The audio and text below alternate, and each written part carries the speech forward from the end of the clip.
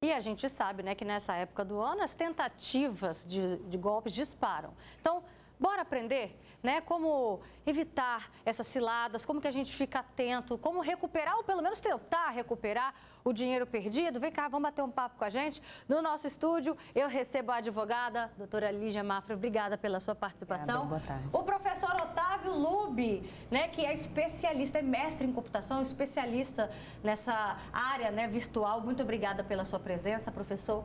E também a Ariane. A Ariane já foi vítima, gente, de um golpe e tentativas também desse mundo virtual, né, Ariane? Boa tarde. Conta pra gente o que aconteceu com você. Foi o meu aniversário, eu fui contratar uma cervejaria, né? O golpe que eu caí foi que eu fui contratar as garrafas de chopp, decoração, balões, mesas. E aí eu dei uma entrada e nessa entrada que eu dei, logo depois eu descobri que era um golpe, né? E como que você tinha chegado até esse fornecedor, esse falso fornecedor, né? Então, eu conversando com alguns amigos, me indicaram, me deram esse número. E aí eu entrei em contato com ele, ele sempre muito atencioso, né, falando muito bem. E me deu várias promoções, olha, vamos fechar esse contrato aqui, assim, assim, assado, que vai ficar bom, tal, eu vou te dar isso de presente a mais, né? E aí começou a me botar pressa, olha, na data que você quer, você só pode, eu só tenho um. Então, se você não pegar e outra pessoa ligar e pegar, então você vai acabar ficando sem. E aí eu acabei, né? Não, então vamos fechar então. Então, aí foi na hora que eu fiz o depósito e depois eu vi que era um golpe.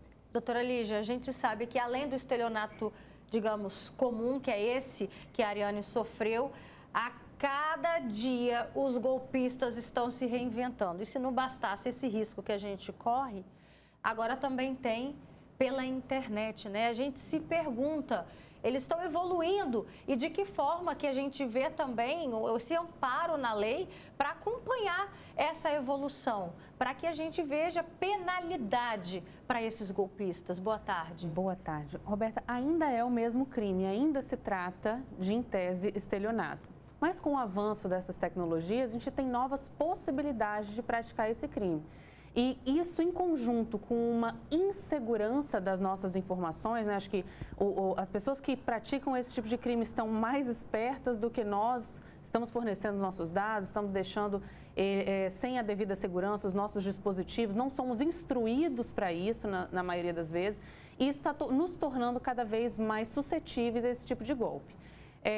Mas a forma mais eficaz que tem de conseguir ter punição é levando até as autoridades. Porque às vezes é um inconveniente, não chega a gerar um prejuízo, às vezes é só uma tentativa, né? Aquela mensagem de, né, não troquei de número, deposita tanto para mim. Enfim, acho que todo mundo já passou por isso alguma vez, né? Então, o importante é levar isso para as autoridades, para que se possa localizar os responsáveis e, na medida do possível, fazer aí a punição, né? E aí, com esse mundo digital que a gente está vivendo, professor Otávio Lubi, está sendo um prato cheio, né, para os golpistas. Eu queria que você mencionasse, contasse para a gente quais têm sido os principais golpes, porque a cada momento tem o da modinha, né? Toda semana a gente vê um novo, né, Roberta? Toda semana a gente vê um novo golpe, inclusive que os especialistas não previam, né? Então, como a doutora Lígia acabou de colocar, os golpistas eles se aproveitam da escala, né, da escalabilidade da internet. Então, é fácil alcançar muitas pessoas simultaneamente. E hoje em dia a gente tem um sistema financeiro muito ágil. Hoje em dia a gente tem métodos de pagamento, né, como por exemplo o Pix, que eles são muito simples de usar e são muito difíceis de se recuperar o valor caso a pessoa caia num golpe. Então, ao mesmo tempo que a tecnologia ela evolui muito rápida e dá ali mecanismos para a gente compartilhar informações, para a gente se comunicar, buscar ofertas, ela disponibiliza uma série de informações e nos deixa vulneráveis a esse tipo de crime, a esse tipo de organização criminosa. E eu sempre falo nas entrevistas, né, nas nossas falas aqui, principalmente, que tratam-se de organizações criminosas. Não achemos que são pessoas, são indivíduos que estão cometendo esses golpes. E não são. São pessoas que estudam o comportamento que nós temos nas redes sociais, estudam ali os nossos interesses, estudam ali os dados que já estão vazados. Então, a doutora acabou de colocar, por exemplo, o golpe do WhatsApp, que é muito comum. É você receber ali uma mensagem de uma pessoa que tem uma foto de um conhecido seu e falando, olha, mudei de telefone, estou precisando de um favor financeiro seu. E, infelizmente, ali na ânsia de ajudar, a gente acaba caindo no golpe. E, principalmente, como esses golpes eles são em larga escala, eles deixaram de ser golpes de altos valores. Então, é até difícil a gente viu agora o caso da reportagem de pessoas que caíram em golpes de 15, 25 mil. Então, essas pessoas, normalmente, elas vão às autoridades. Mas e as pessoas que caem num golpe de R$200, de R$300? Então, essas pessoas, elas têm uma certa resiliência ali de levar esse caso às autoridades, de abrir um boletim de ocorrência e pensar naquele fato, mas é uma coisa assim, não foi tanto. Então, primeiro... Então, só pensar no trabalho também que dá, porque não é tão simples assim, né? E na vergonha, porque às vezes as pessoas ficam com vergonha de terem caído no golpe e de assumirem aquela imaturidade ali nas redes. Então, esses são fatores muito relevantes e que nos fazem ver todo dia golpes novos no WhatsApp, nas redes sociais, inclusive esses que se aproveitam e de pessoas que vão até as nossas residências, porque os nossos endereços físicos não estão mais seguros, né? Semana passada a gente estava falando da questão dos pacotes, né? Agora chegando a Black Friday, a gente está acostumado a fazer muitas compras virtuais. As pessoas compram muito pela internet. Mas aí o que a gente faz com o pacote? As pessoas não descartam o pacote por inteiro. Então, muitas vezes, descartam o pacote até com a nota fiscal do produto. E aí, o que acontece? Os golpistas podem passar no lixo ali da sua residência, pegar essas informações e saber seu endereço, seu CPF, podem procurar ali na web. Até telefone tem nessas notas, né? Se você pegar o número da nota fiscal e acessar o site da nota fiscal, você vai ver todos os dados pessoais lá disponíveis. Então, a gente precisa, antes de mais nada, ter essa consciência e ter esse resguardo com as nossas informações pessoais. Agora, você bem disse, professor, o quanto que é difícil, às vezes, ter esse dinheiro, conseguir esse dinheiro de volta. E a gente vai tentar entender por que, doutora Lígia, nem sempre a gente consegue esse valor de volta. Existe uma dificuldade do próprio sistema financeiro, me parece, talvez o Otávio consiga me ajudar a explicar essa. Mas quando é uma compra no crédito, existe um delay na hora de fazer esses pagamentos. Então, quando eu verifico esse golpe, eu consigo ainda fazer não deixar que se efetive. E ainda, por exemplo, no cartão de crédito tem um seguro, então às vezes ainda você consegue fazer essa cobertura. Mas no caso do Pix é instantâneo, em segundos que o dinheiro sai efetivamente de uma conta e vai parar em outra. Então, até conseguir encontrar o responsável para poder fazer, o banco ele não se responsabiliza por isso. Então, por isso que existe... Mas não tem um caminho, é o que a gente se pergunta, né? Não tem um nome de uma pessoa, uma conta, um dado. Por que não é tão simples assim chegar até essa pessoa e obrigá-la a devolver? Porque tem um procedimento para comprovar que ela fez um golpe, e enfim, tem todo um procedimento legal que precisa ser seguido para aí ela ser condenada e aí fazer a restituição. Não sei quando é uma coisa mais célere, e às vezes até é.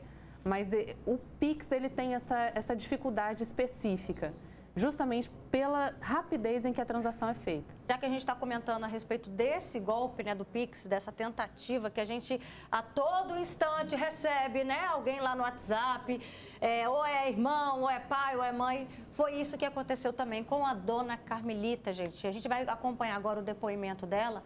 Ela quase foi vítima desse tipo de golpe e também de um outro, que está na modinha agora, que daqui a pouquinho o professor vai falar sobre esse tipo de golpe também. Roda aí.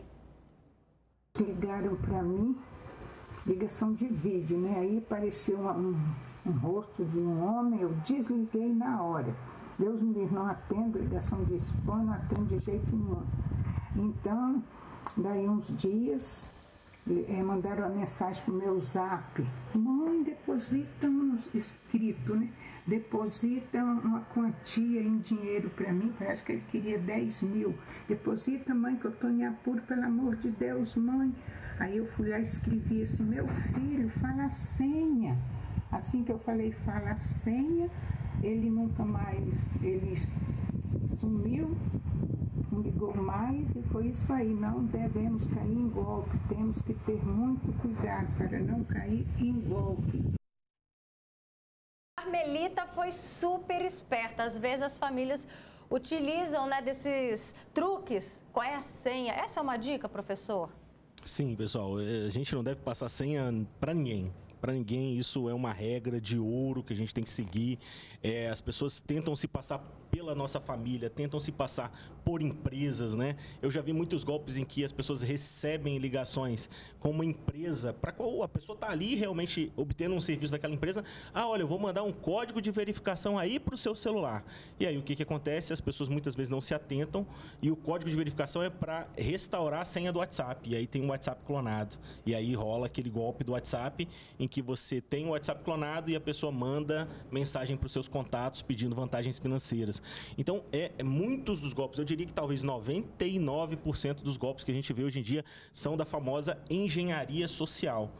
O estudo do comportamento das pessoas e o aproveitamento dessas brechas de comportamento, que é realmente baseado na confiança, baseado em alguns aspectos que se trazem aí das relações humanas e que são vulneráveis. Então, tomar muito cuidado ao compartilhar códigos, ao compartilhar senhas, não compartilhar. E se alguém realmente aparecer precisando de ajuda, precisando de pagamento de boleto, então, marquem um encontro presencial, né? Conversem presencialmente e entendam, porque infelizmente a gente está suscetível a esse tipo de golpe, não só no Brasil, no mundo todo, né? As pessoas de fora do país podem mandar mensagens também se passando por brasileiros e, na verdade, não são.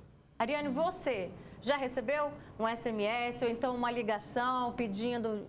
Às vezes até se identificam como gerente do banco, né? Pedir alguma informação, algum dado seu? Já, várias vezes. Ligam para o meu celular, em chamada de vídeo, que o professor acabou de falar, já aconteceu comigo nessa semana mesmo, só que agora eu estou mais alerta, então eu já não atendo mais. Como você já foi vítima de um estelionato comum, agora também...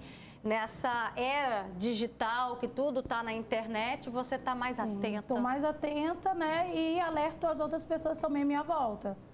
Por exemplo, como é que você faz para identificar se aquela pessoa que está na ligação, se passando pelo seu gerente de banco, se é ele ou não? As pessoas sempre ligam, né? Começa, o nome é Fariane, né?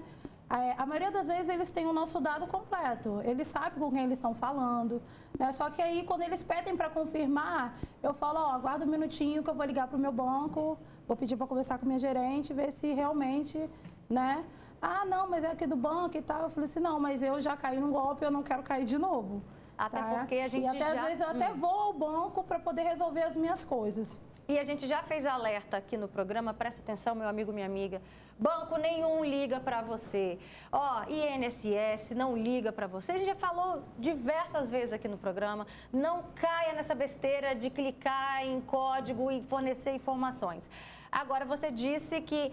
Eu até estou vendo aqui um comentário falando aqui no nosso Facebook do golpe do momento, que é esse da ligação de vídeo. Sim. E você disse que já aconteceu com você agora recente? Comigo. Essa semana já me ligaram. Como é que foi? Me ligaram em chamada de vídeo, porém eu não atendi. Por que você não atendeu? Porque é o que tem passado na TV quase todos os dias alertando, né? Que é foto de criança, exploração sexual, coisas desse tipo, né, que pegam, tiram print do nosso rosto e depois começam a fazer ameaças com a nossa foto. E aí eu já sabendo, né, desse golpe, eu deixei passar batido, fui lá e desliguei a ligação. Professor, como é que funciona esse golpe? Explica para o pessoal de casa, para a gente deixar, né, assim, esse alerta, que é o golpe do momento, gente. Presta atenção aí. Pessoal, esse golpe, ele demonstra, é até interessante a gente falar sobre ele, porque ele demonstra o quanto a tecnologia ela pode ser vulnerável, né? Normalmente as pessoas recebem ligações de números estranhos, normalmente de outros países. Então, eu recebi da Nigéria, do Paquistão, de vários países. Do Irã eu recebi uma, né? Fiquei até com medo depois dessa aí. Mas o que acontece? As pessoas fazem ligações de números estranhos, não quer dizer que necessariamente eles estão nesses países, podem ter sido números adquiridos nesses países, usados por brasileiros, tá? Mas essas ligações, elas têm por objetivo fazer com que você atenda a ligação de vídeo, que aí, como ela bem colocou, tem lá a sua imagem e eles colocam imagens escusas, imagens de crimes, né? Muitas vezes relacionados a questões sexuais, pedofilia, né? E tiram prints dessa tela, te mandam essa informação depois pelo WhatsApp, falando, olha, se você não me pagar uma vantagem financeira nos próximos 30 minutos por Bitcoin, por Pix, por métodos de pagamento que normalmente não tem um retorno rápido, eu vou divulgar tudo isso para os seus contatos. E aí a pessoa acaba caindo na chantagem, ficando com medo daquela situação e acaba muitas vezes caindo no golpe, né? E como eu falei, eles não pedem 500 mil reais, eles pedem R$1.000, R$1.500. Então, por também ser um valor mais acessível e principalmente que você consegue fazer um Pix, as pessoas acabam caindo, né, fragilmente ali por conta do medo e acabam fazendo o depósito aí para esses golpistas. Doutora Lígia, eles aplicam esses golpes não é em uma pessoa, né? São em milhares de pessoas ao mesmo tempo. Como é que eles respondem criminalmente depois? Como é que podem vir a responder? Porque são tentativas e mais tentativas e a cada minuto a gente mostrou aqui também, né, a quantidade de capixabas que estão sendo vítimas desses golpes. Roberta, isso vai depender de como se configurou aquela situação nos casos concretos. Porque ele vai ter uma gama de possibilidades de como responder. Ele vai poder responder por esses crimes em conjunto, a depender de como foi praticado, né? Se foi a mesma pessoa, naquelas mesmas condições, aplicando em várias vítimas o mesmo golpe, ele pode, esses crimes podem ser considerados num processo só e ele ter considerado como se fosse um crime que se perpetuou no tempo. Em outros casos, a depender da situação específica, ele vai poder responder e sendo condenado com uma somatória das penas de crime por crime, e aí, obviamente, fica uma pena maior no final. Enfim, vai depender exatamente daquele caso, né? A gente tem uma dificuldade com a internet, que às vezes são muitas vítimas de lugares muito diferentes, mesmo que seja a mesma pessoa aplicando o mesmo golpe.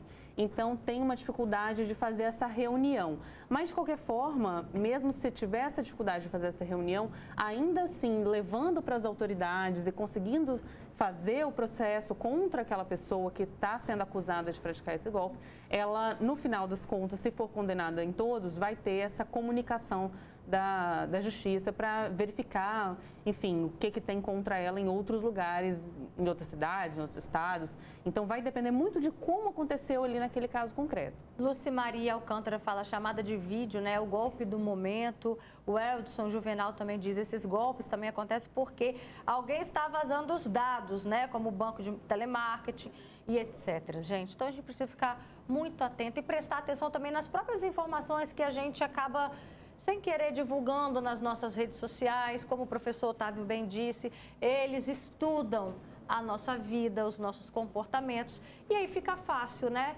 Usar isso como argumento para se aproximar, para convencer que, de fato, do outro lado da linha, às vezes a gente acredita que é o pai, que é a mãe, que é o irmão. Gente, obrigada pela participação de vocês, que você consiga ter um dia sua festa de aniversário recuperada, viu? Para voltar à alegria, né, de comemorar essa data tão importante. Não, eu até comemorei, né? Graças a Deus eu consegui comemorar mesmo, né? Com essa bagunça toda que deu. Mas eu comemorei, né? E o rapaz que deu o golpe já está até preso. Olha, tá vendo? Você fez a sua parte também. Encorajei as outras pessoas, porque peguei ali a lista das pessoas que estavam no Facebook falando que tinham caído no golpe. Criei um grupo de WhatsApp, muitas pessoas ficaram com medo de ir lá e denunciar. Conversei com todo mundo, não, vamos lá, vamos fazer a nossa parte.